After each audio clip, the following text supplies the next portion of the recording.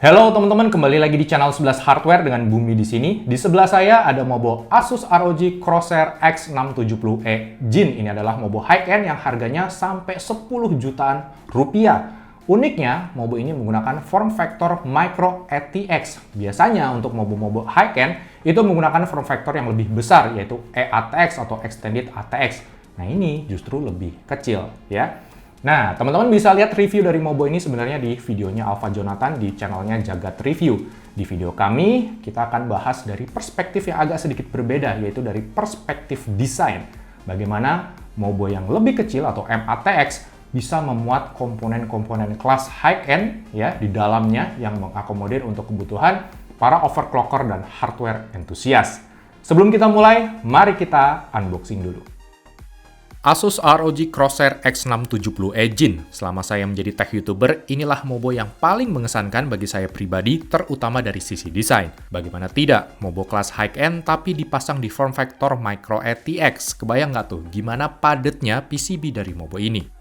Oke, kita unboxing dulu. Di bagian bawah mobo terdapat 3 buah sekat. Sekat paling kanan ada ROG Gen Z2, sebuah enclosure khusus yang dapat memuat 2 buah SSD. Terus, kita juga dapat 1 buah USB flash disk dan 1 kotak hitam yang isinya berupa ROG True Voltation Small Card. Alat ini berfungsi sebagai mini oscilloscope yang digunakan untuk memantau voltase. Alat ini juga terintegrasi dengan software khusus buatan Asus, yaitu ROG True Voltation Dashboard. Yang berikutnya ada 2 buah kabel SATA dan antena Wi-Fi versi baru dari Asus. Mobo ini juga dilengkapi oleh VGA holder, terus ada gantungan kunci, kitab-kitab. Nah, untuk motherboard ini kita nggak bisa menganggap remeh ya, kitab-kitab kayak gini. Segala panduan manual mengenai motherboard ini tuh sebaiknya dibaca dan dimengerti. Minimal kita paham lah ya, layout motherboardnya itu seperti apa. Lalu ada stiker-stiker keren khas ROG dan yang terakhir adalah kabel-kabel beserta baut dan dudukan bautnya. Harga mobo X670E Gen ini ada di kisaran 10 jutaan rupiah. Kenapa harga mobo ini mahal? Apa karena paket penjualannya yang melimpah? Atau karena ada logo mata ROG-nya terus jadi mahal?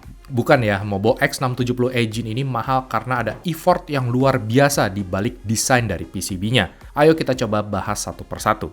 Pertama, kita bahas desain luarnya dulu ya. Ini adalah tampak depan dan tampak belakang dari motherboard-nya. Kalian bisa lihat sendiri gimana padatnya komponen-komponen yang menempel pada mobo ini. ROG seri Gen ini adalah mobo yang legendaris, kalau tidak salah ya, udah dari zaman dulu selalu pakai form factor MATX. Dan uniknya, koreksi kalau saya salah ya, sepertinya ini adalah kali pertama ROG Gen ada di mobo AMD. Untuk mengetahui bagaimana desain yang luar biasa pada mobo ini, sebaiknya kita lepas dulu saja armor-armor atau heatsink-heatsink yang menempel. Kita lepas heatsink VRM-nya, kemudian heatsink slot M.2 SSD-nya, dan yang terakhir adalah heatsink chipset X670E-nya.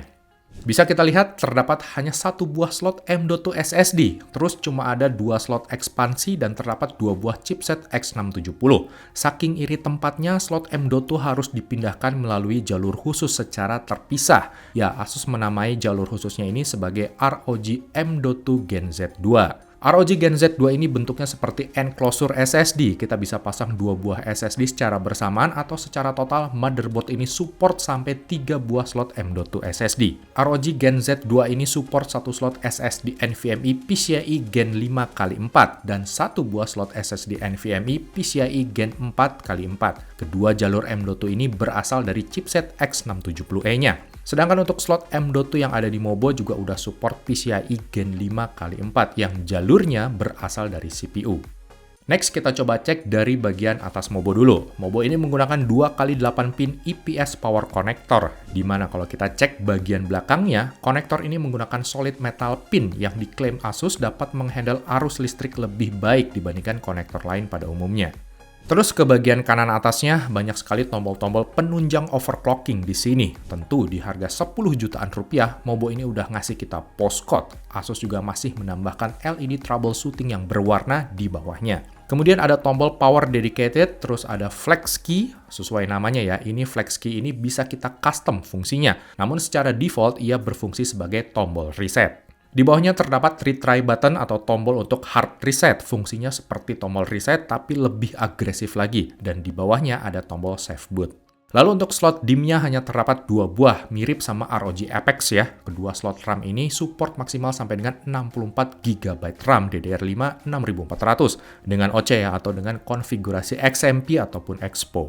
Terus untuk RGB konektornya di sini hanya ada 3, 2 RGB konektor 3 pin dan 1 buah RGB konektor 4 pin. Salah satu RGB konektornya ini menghadap ke atas untuk mempermudah kabel manajemen. Beda dengan RGB konektornya, untuk fan headernya ini cukup banyak. Terdapat 7 buah fan header, termasuk sangat banyak untuk ukuran Mobo M-ATX. Terdapat 3 buah fan header yang warnanya abu-abu atau secara default ia akan berjalan secara full speed. Fan header full speed begini akan sangat berguna ya untuk para overclocker yang pakai bench table. Jadi nggak usah ribet-ribet lagi untuk setting lagi, masuk ke BIOS lagi, supaya bisa lebih fokus aja tuh untuk settingan overclocknya.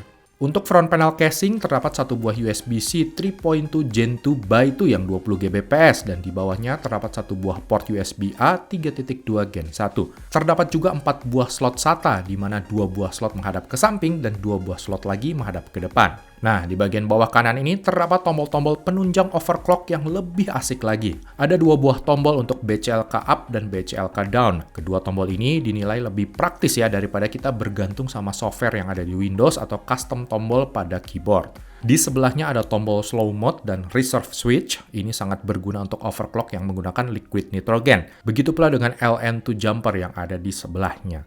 Kemudian ada konektor untuk disambungkan ke ROG Voltition yang tadi ya, yang ada di paket pembelian. Saya pribadi belum mengetesnya, tapi ini adalah fitur yang cukup unik dan fungsional sekali.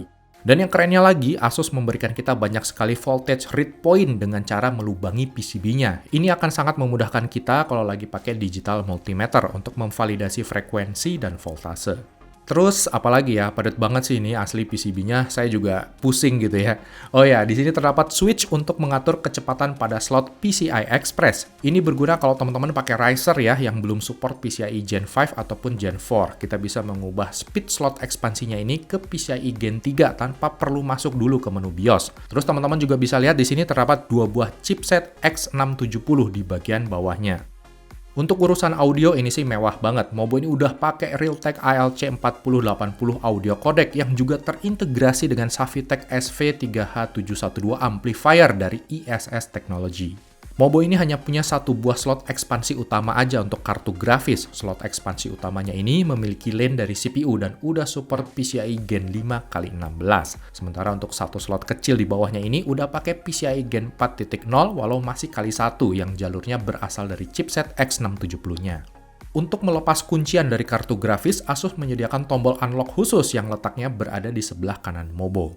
Lalu untuk slot M.2 SSD-nya ini terdapat 1 buah thermal pad di bagian bawahnya dan mekanisme lock-nya ini juga udah tanpa baut. So, SSD Apecer yang saya pakai ini mendapatkan 2 buah perlindungan thermal pad sekaligus dari sisi atas dan dari sisi bawah. Next, kita lihat ke bagian back panel I/O-nya. Mobo ini sangat fenomenal karena udah support 2 buah USB 4.0 yang bandwidth-nya mencapai 40 Gbps. Terdapat total 10 buah USB di back panelnya ini. Terdapat juga tombol flash BIOS dan clear CMOS dedicated. Dan masih terdapat 1 buah PS2 port jadul nih ya. Port ini akan sangat berguna jika Mobo sedang melakukan heavy overclocking, yang kemungkinan pada saat overclock ekstrim itu, slot USB yang lain itu biasanya tidak bisa berfungsi.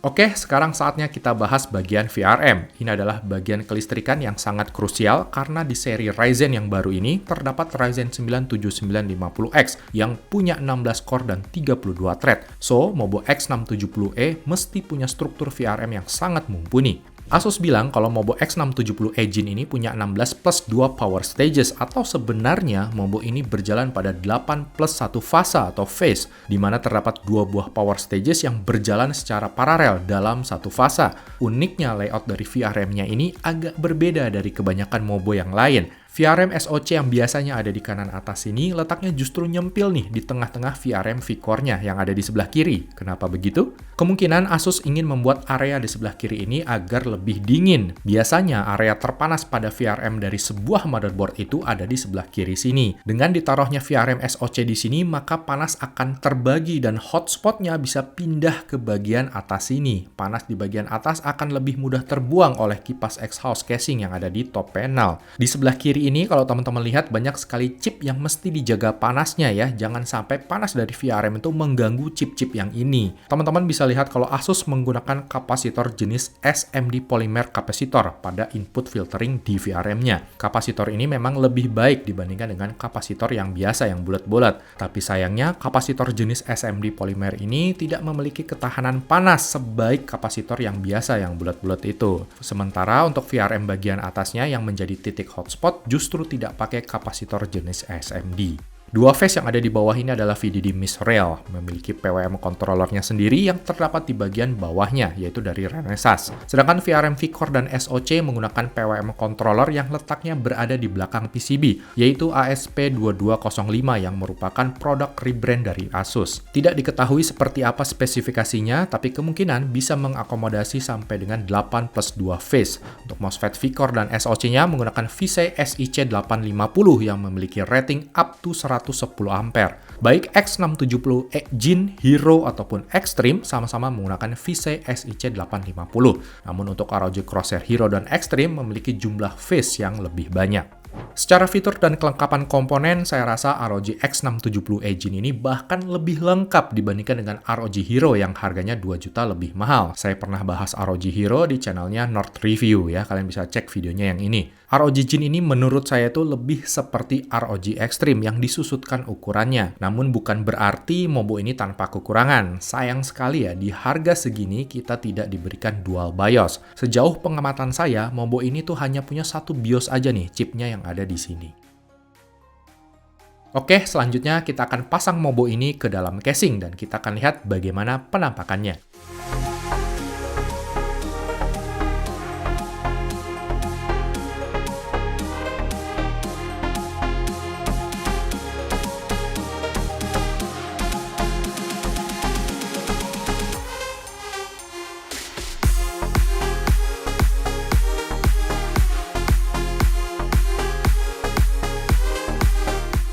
Untuk testbed saya menggunakan AMD Ryzen 9 7950X dan VGA-nya pakai Asus TUF Gaming RTX 4070 Ti. Untuk tes performa, kita akan cek performa CPU-nya dengan menggunakan software Cinebench R23 10 menit throttling test. Tes ini dilakukan menggunakan I/O 240mm Cooler Master PL240 Flux di suhu ruangan 27 derajat Celcius. Pengujian akan kita bagi dalam dua skenario. Yang pertama adalah skenario default dan yang kedua menggunakan AI overclocking. Pada kondisi default bisa kita lihat rata-rata clock speed dari Ryzen 9 7950X-nya ini mencapai 4,3 sampai dengan 5 GHz all-core. CPU package power-nya ada di kisaran 218 watt dengan suhu maksimal CPU yang menyentuh 95 derajat Celcius. Skor Cinebench-nya sendiri mencapai 36.599 poin. Sementara jika kita gunakan AI overclocking dengan hanya mengubah satu menu aja di settingan BIOS yang seperti ini, ternyata kita bisa dapat rata-rata clock speed yang lebih stabil dan tinggi loh. Rata-rata clock ini bisa mencapai 5,1 sampai dengan 5,2 GHz all-core. CPU package power-nya juga sedikit lebih rendah ya, di kisaran 215 watt, dan suhu CPU-nya juga sedikit lebih rendah, sekitar 5 derajat dari kondisi default-nya. Sehingga skor Cinebench R23-nya pun meningkat sampai dengan 38.200-an poin, atau beda hampir 2.000 poin lebih tinggi. Saya juga minta bantuan dari Kang Arif Sutrisno nih, atau biasa disebut Kang Noki, yang juga sebagai seorang overclocker. Dia setting-setting manual BIOS-nya menggunakan Curve Optimizer dan dapat tuh skor Cinebench R23-nya di atas 39.000 poin. Terakhir adalah tes suhu VRM. Kami tes di suhu ruangan 28 derajat Celcius di casing tertutup Cooler Master CMP320 dengan menjalankan Cinebench R23 Stability Test selama 30 menit dan suhu maksimal VRM MOSFET-nya di sini mencapai 58 derajat Celcius aja. Oke, teman-teman, mungkin gitu aja video kita kali ini yang membahas Mobo high-end tapi ukurannya M-ATX dari Asus ROG. Semoga video ini bisa bermanfaat buat kita semua dan bisa menambah khasanah keilmuan kita mengenai hardware PC, khususnya untuk motherboard soket AMD AM5. Jangan lupa untuk dukung terus channel kami 11 Hardware dan sampai jumpa lagi di video kami yang berikutnya.